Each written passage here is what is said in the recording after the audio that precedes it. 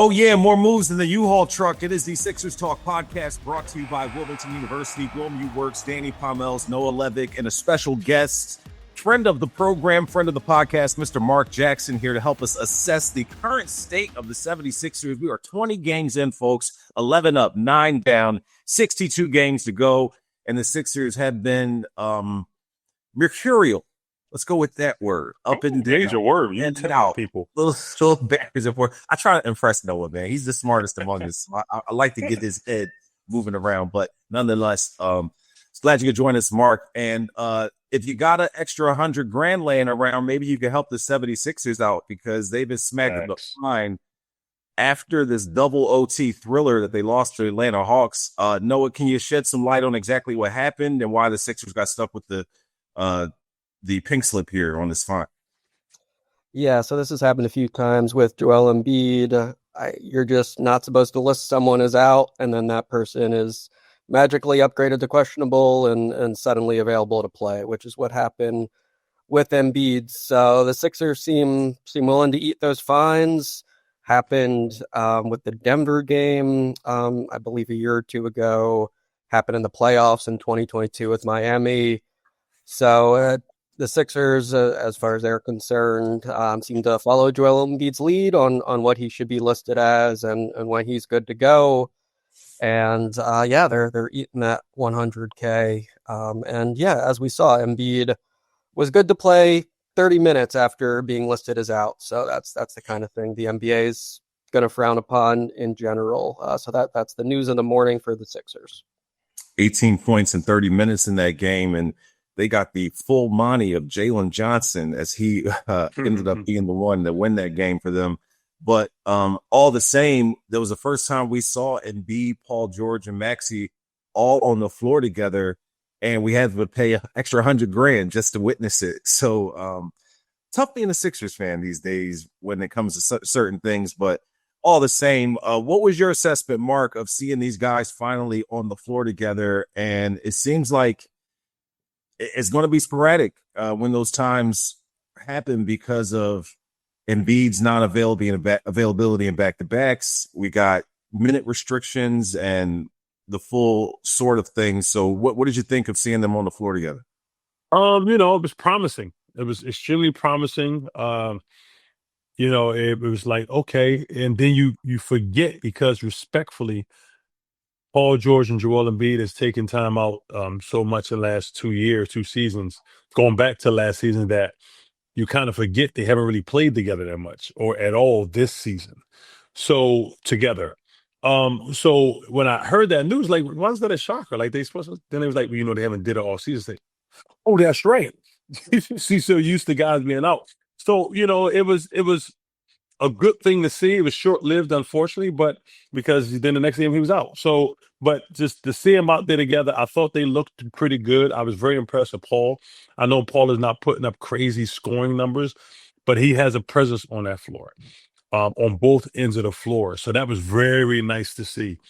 Joel was moving. How was he moving? He was moving pretty good. He wasn't moving great, but, he missed 3 weeks. But seeing them out there together, seeing how they flow together was promising to me. I really liked it. Yeah, no, I thought it was definitely positive. I mean, for Joel Embiid these days, it just seems like the reality is he's not going to be scrapping very much for those boards or jumping very high, but the Sixers will take that as long as he's a presence offensively, drawing double teams, knocking down jump shots, playing his two-man game with Maxey. All that stuff obviously helps the team a ton. And I agree. Like Paul George, it's been hot and cold with the shooting. He had that great start to the Milwaukee game, but outside of that, the jumpers haven't been quite at his normal level, but he's been excellent defensively, and absolutely Nick Nurse time and again says he helps us so much on that end of the ball. He's so versatile. He's a vocal leader, and I think all those qualities, they don't show up in the stat sheet, but they absolutely are very valuable for the Sixers. So, one down of the trio, and the Sixers will hope they're at least some more to go, but continuity definitely always a challenge with this team, and they've just got to make the most of the opportunities when those guys are on the floor to try to build the chemistry. Absolutely. Yeah, man. Definitely Embiid doesn't quite have the lift defensively that you come to see from him when he was healthier. And you could say the same for Paul George. Definitely some lapses on the defensive end where, some boxing out might have saved them, extra possession for the Hawks or whatever. But, you take all those things with a grain of salt. Like you said, much more positives to draw upon than negatives. But here we are on the cusp of another back-to-back Warriors, Bucks, and then the Lakers here on tap for the 76ers. The Warriors and Bucks are back to back. And you mentioned Paul George's hot shooting game that came against the Bucks in Milwaukee. Doc Rivers coming back to town. First things first, Steph Curry here in the mix. Do you guys have a preference of which game you want to see Embiid play in or how this plays out? Because I'm sure we're not going to see all three of those guys on the floor in both of those games coming up. If I had to pick a game, Danny, for me, I would want to see him versus Milwaukee because, him and Giannis going at it. I know Joel is not 100%, but just him and Giannis. Maybe sometimes when you're playing against another guy who's similar to your play, meaning they pretty much regard each other sometimes, it might perk you up and make you have an incredible game. So I would prefer to see him play against Milwaukee if he plays. If I had to choose, I like both, but, I don't think we're going to get that cake. Yeah, I mean, so first Draymond would also be fun to watch as well. But I absolutely hear that. Yeah. Nobody mentioning Jonathan Kuminga. Like, you don't want any revenge? Joel to accidentally bump into Kuminga, or man, let's not even bring that up, man. I forgot all about that, Danny. Thank you. Thanks for ruining the podcast. Appreciate you, Danny. I mean, how can you forget the man landed on his leg, kind of altered his course? Yes. Yes. I am regretting mentioning that because I'm thinking of the moment it actually happened, and it's some bad vibes. But it is. Philly fans got a lot to say that. For sure. But hopefully we will see some good basketball here coming up with these good teams coming into town. Luka and all of what the Lakers are doing with their backcourt, and it'll be fun these next few games. So we'll see how it plays out. Listen, we can go a bunch of different places, but we can't ignore Tyrese Maxey, death taxes, Tyrese Maxey 20-point games. The guy just shows up every night, pours it in. A recent article from ESPN accentuated something we had talked about on the podcast previously. Ramona Shelburne talking about the transition from Maxey being the quote unquote franchise and how he's perceived within the organization. We've noticed those things. We've seen those things. We can go all the way back to, training camp and Maxey's thoughts and the things that he expressed and how the team actually played, which mimic the things that he mentioned of toughness and tempo and pace and just being accountable to each other. Definitely where this team is right now. So, Mark, how impressed have you been, man? This guy has just been coming out and has taken it to another level. We've seen, the past couple seasons, and we've enjoyed it tremendously, but he's on another level now, averaging over 30 a game, joining the likes of Embiid, Allen Iverson, and Wilt Chamberlain. Just an overachiever for sure as a 21st overall pick. His numbers has been extraordinary, right? It's not just he's third in the league in scoring; he's at top in the league in minutes per game. But the thing that I've been most proud of is he's available every game. I think that's what superstars used to do. They used to always be available, and I think he's turning a corner from becoming a star, from a star to trying to take his star higher to become a superstar, and the first thing you do is give the fans what they want, you playing. And Maxey's doing that. He's playing at such a high clip that people have to pick and choose, find ways to say, well, he didn't do this. Well, he only had 6 assists. Well, he doesn't. I'm thinking, yeah, but he played. Yeah, but he had 30. Yeah, but he's still picking up full court on defense. Like, people want to pick and choose when things are going well, meaning the guys putting in work. He's pretty much been a staple of this team so far this season, along with other guys, but he's played every game, and that has to hold some weight. Yeah, and honestly, I try to think, has he had a downright bad game? I don't think so. And I think you hit the nail on the head. It's not just the scoring. Like, he's having these moments where he's hustling defensively, he's blocking jump shots, he's setting his teammates up, he's running the offense, he's getting to the foul line a lot more this year.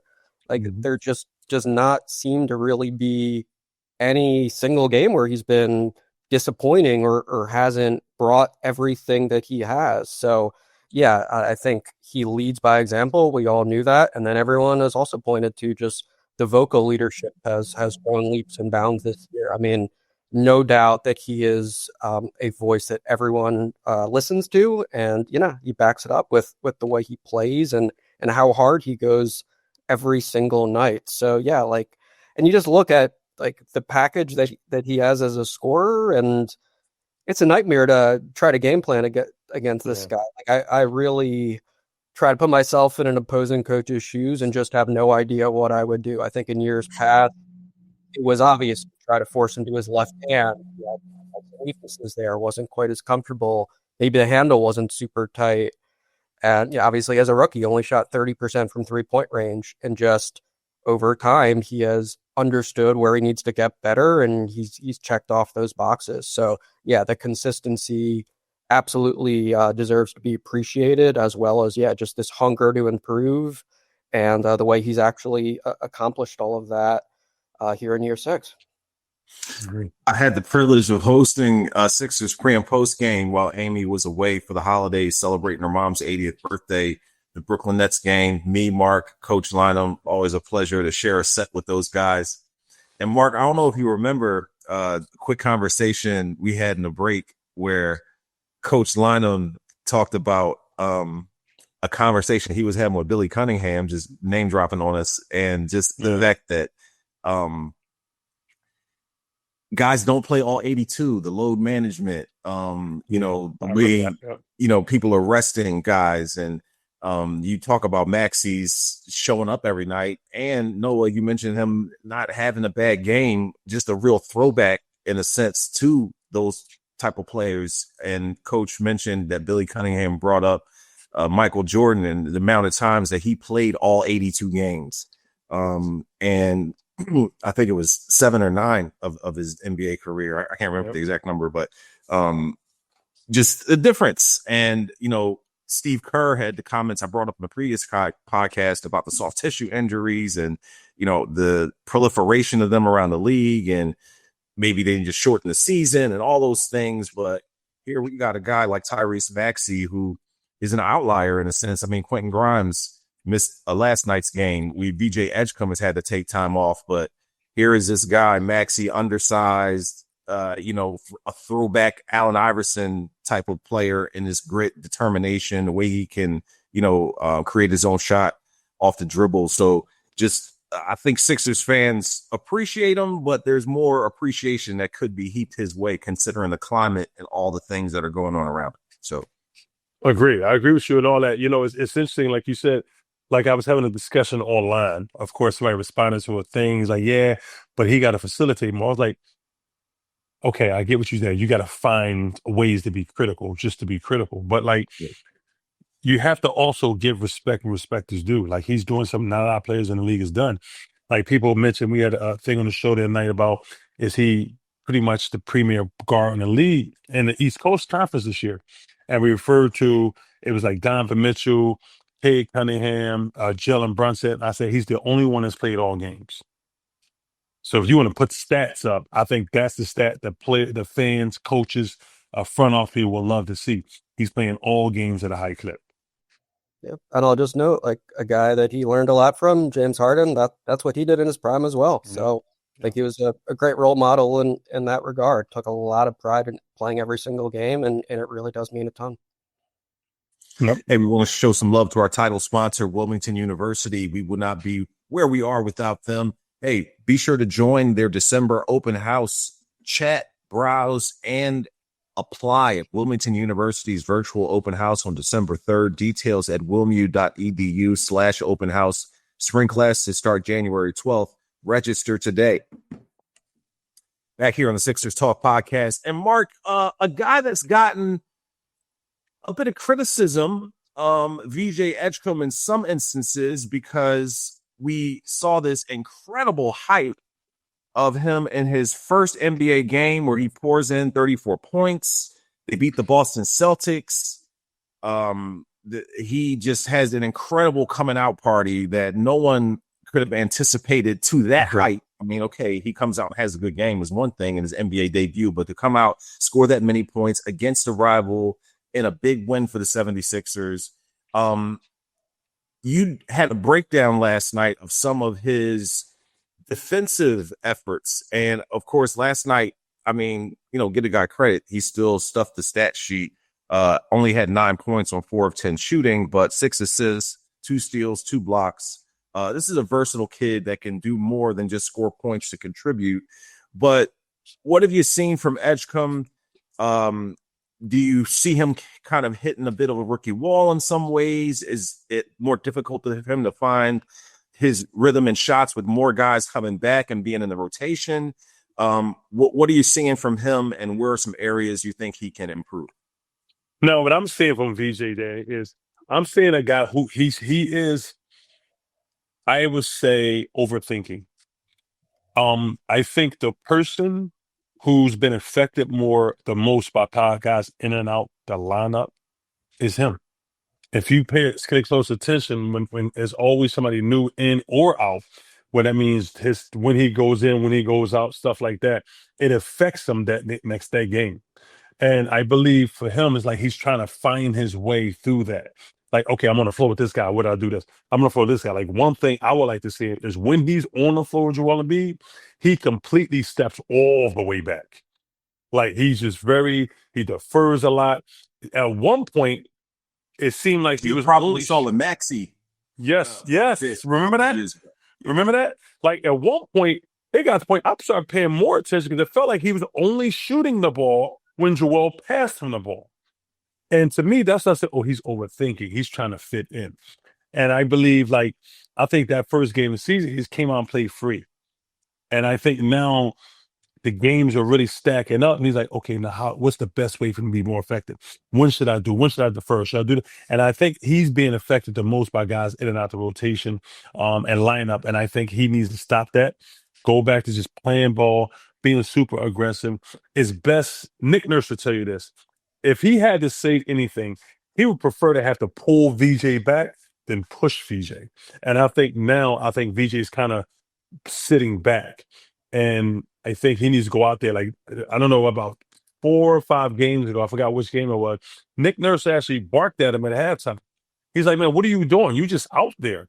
You're not being aggressive. You're not applying yourself on both ends of the floor. What are you waiting for? And Nick Nurse actually admitted he laid into him, and he said he didn't know how he was responding. And then the second half, he came out responding very well, was super aggressive, asserting himself on both ends of the floor. And I think we need that. I think sometimes he has to be reminded, you're not brought here to just kind of fit in. You brought here to stand out. Go ahead and stand out. It's okay. People will find their way. Yeah, I agree with that. I mean, I do think physically some of the rookie wall concerns have decreased for me. He did miss those 3 games with the calf injury, but then the last 2 that he's been back, he's looked explosive as ever. He finally got one of those audacious, explosive dunks to go down last night, which was a lot of fun to watch. I think defense in rebounding, for the most part, he's been strong. He's gotten offensive rebounds in all but 2 games. He's very strong in that department for a guard. And I think he's obviously got a lot of great defensive tools and cares a lot about that end of the ball. But yeah, offensively, you can see him thinking, you can see him hesitating, and that's not what the Sixers want whatsoever. I think he still looks most natural in the open court because that's where the instincts take over. But in the half court, yeah, there's so many revolving pieces here. I mean, even Jared McCain, that was their first time getting an extended run last night. So they're trying to figure out how they can play off each other and how they can best complement each other. So yeah, part of the growing pains for Edgecomb, but Nick Nurse is always going to want to see him play an aggressive brand of basketball. And I think he's got to try to adopt that mentality. Excellent segue, Noah, because as Edgecomb dips a bit, it seems that McCain is rising a little bit, and not necessarily those direct correlation between those two, but there's some inferences you can draw. McCain, a ridiculous plus 37 last night against the Wizards. But he plays 25 minutes. Edgecom plays 24. McCain, 14 points, 6 of 11 shooting, 2 threes, 5 assists, a few turnovers.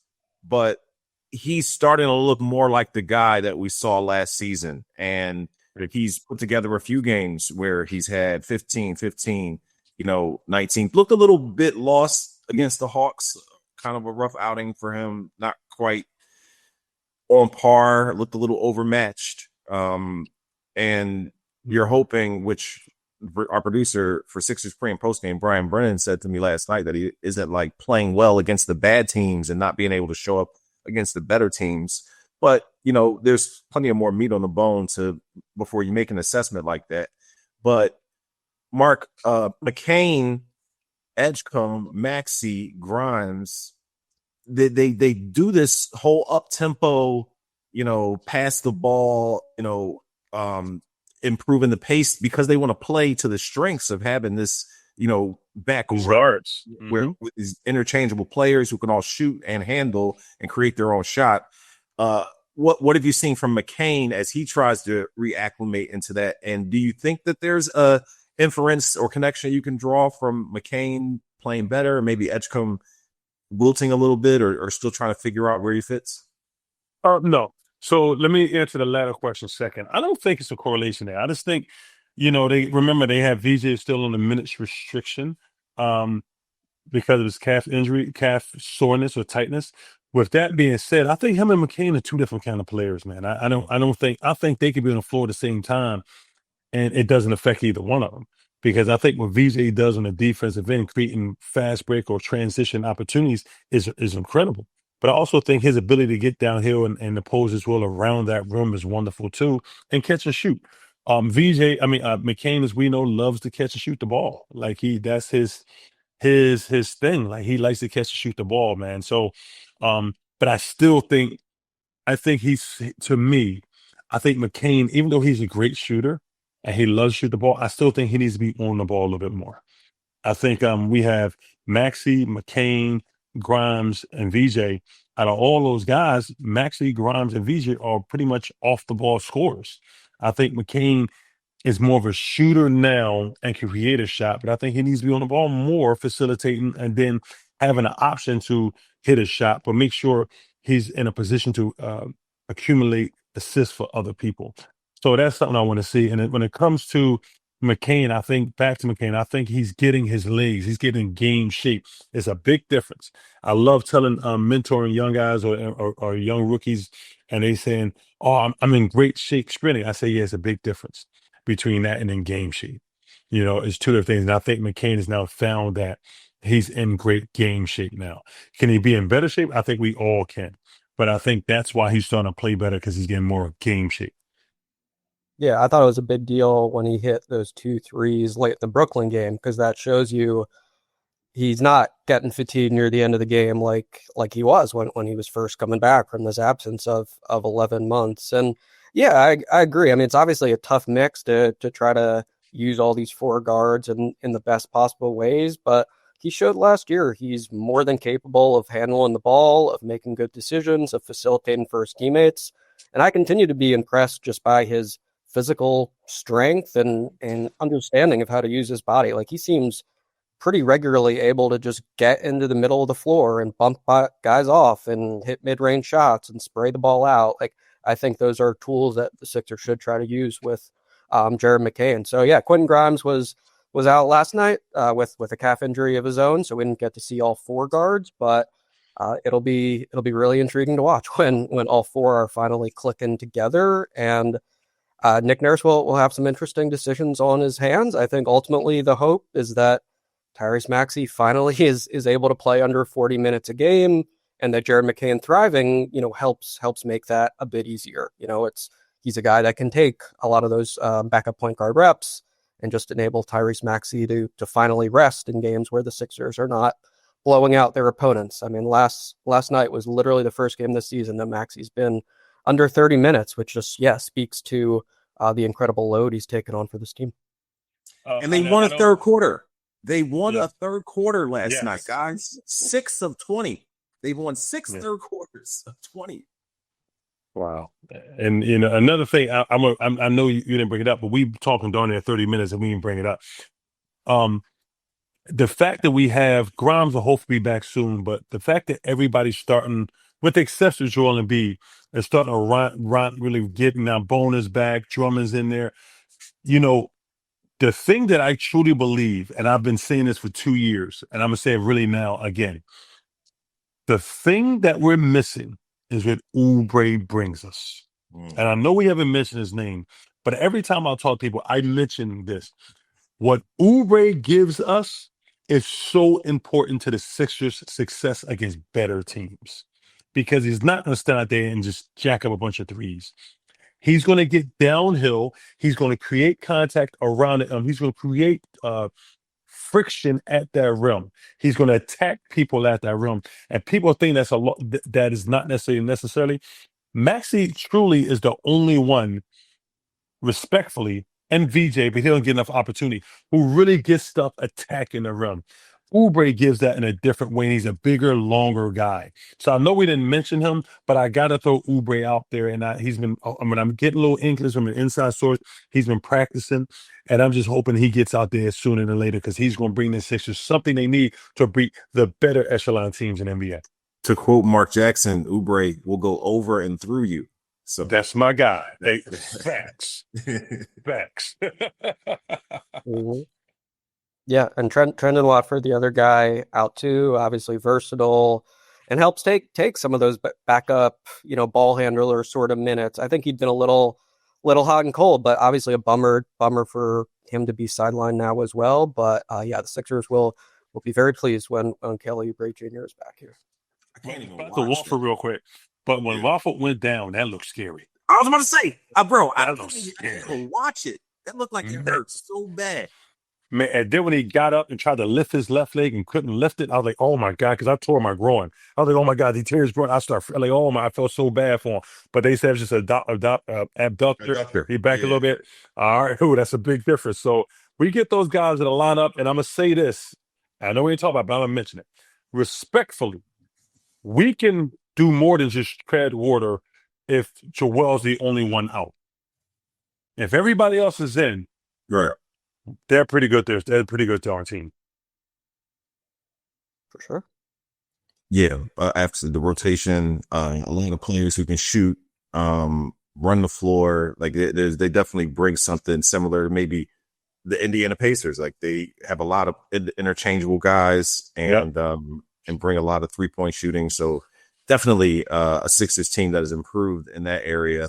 And listen, a great time to come out and check the fellas out. Fantastic games on tap with the Bucks, the Warriors, and the Lakers. So check them out. But this weekend, it's all about college hoops. The Big Five Classic, South Philly. The championship game will feature Penn and Villanova on the men's side. Of course, the women on Sunday will play at Finneran Pavilion, I believe, where it will be St. Joe's and Villanova. But Mark, you, Coach Lynham, Amy Fadul working the sidelines. She has some great rapport and relationships with all these coaches from her time devoted to years of the Coaches versus Cancer stuff and all the stuff that she's done on that side. So this will be a full experience for people out there with these games that'll be on Saturday at Xfinity Mobile Arena. Mark, the Big Five gets a lot of praise. Been around such a long time. You are a big time name and integral part of Philadelphia sports hoops, as well as the Big Five. Do you feel like it gets the praise it deserves? Do you feel like it gets the acclaim it deserves for the amount of history and the experience that it brings? Believe it or not, it doesn't. And I'm a big believer in this. History has to rewrite itself, because the way the landscape is, what made the Philadelphia Big Five so popular was they were all winning teams. They were all pretty good teams. If you go back, people look at teams like LaSalle, who struggles as of late. Penn just had a coaching change. St. Joe's coaching change. Villanova's still going to be Villanova. Temple got a new coach has been in for a couple of years. You look at Drexel, who's new to the Big Five. One thing that made Philly Big Five what it was is they got a lot of that local talent. Right. And those the NIL and player movement. I'm about to get that. So a lot of local talent have followers that follow them to them colleges. So it just expanded each college followership base. With that being said, the way the new landscape is, that's not happening no more. So the way to get this really going, these teams have to find ways to be successful in a conference. Not necessarily nationwide, because there's so many different moving parts of the NIL. Who has NIL, who doesn't, how much this school has, how much this doesn't. It's going to be difficult. But if we can just get these teams like aiming towards mid or high in their own division, their own conferences, it'll bring more spark to them because people feel as though, okay, we got all these teams that are really good in their conferences competing. So I think that's pretty good. And I think it's so important. And the best thing, other than LaSalle and St. Joe's, all of them are in different conferences. So I think it brings some kind of credibility to each conference as well. Considering Villanova's in the Big East, which is the premier of all the schools' conferences. But with that being said, that's what I think has to do. But I love all these schools. I went to Temple. I have a relationship with University of Penn because of Coach Dunphy was one of the guys when I was a kid roaming the neighborhoods, used to let him come work out there. And my brother graduated from there. So I got a thing with Penn. But even though Billy Lang's not there, I still consider Billy Lang a friend. But I got former kids that I mentor, Anthony Finkley for Roman Catholic, a couple of other kids there. These schools mean so much because I was part of that Big Five history. And I love that they not just keeping it there, but they expanded it, including Drexel, which I always had this conversation with my former Drexel players, Malik Rose and Jeff Myers, who are good friends of mine. They said now they want to do it, that we're no longer there. But, so it's good that they have them in there. And I think it's very important because Philadelphia is a basketball city, and not just a basketball city, but it's also a city that has 6 teams within 2 to 3 miles of each other that are Division I teams that are good or aiming to be good. Aiming to be good, for sure. Listen, man, it'll be a great time on Saturday. Be sure to check us out. We will have the broadcast of all the games as well as some analysis. And it's funny, man, there's a lot of player movement. Like you talk about, the players staying home and, making an impact. But it was also the coaches, man. Like you kind of you just knew personality was at Temple. Steve Lapis, Jay Wright were at Nova, Rolly Massimino before that. Rolly Massimino, right. It just Phil Martelli. It just you just expected Fran Dunphy and his mustache. It was just certain things. Fran has coached 2 other schools in the Big Five since then, but it was the coaches too, man. It's just like characters. All John Chaney kind of looked like an owl at a certain point. In his career, it just there were just characters and things you could depend on, and we just. You sometimes don't know it's the heyday until after it's past. You know what I'm saying? The golden years. You think about how good boxing used to be and other sports and things like that. It just you don't know it's the golden years to the past. So hopefully some of that can be rekindled with the emphasis they're putting on the Big Five Classic. A lot of people will turn out. Just very reminiscent of the Palestra triple headers and things like that. And so much fun it will be. So be sure to check us out. Noah, what are you working on the website right now regarding the Sixers here with these back-to-backs coming up, the Lakers and whatnot? Yeah, very rare off day for the Sixers. So we had the morning news of the injury reporting fine, had a story on that. But yeah, otherwise just gearing up for the back-to-back, and we'll have coverage on deck there. All right, there you have it. We appreciate you tuning in, everybody. The Sixers Talk podcast brought to you by Wilmington University. We appreciate Marc Jackson spending some time with us. Check out Noah Levick's work on NBC Sports Philadelphia.com. Happy holidays, everyone. Hope you had a great Thanksgiving and Turkey Day and spent time with your family. We will see you next time. Thanks for watching.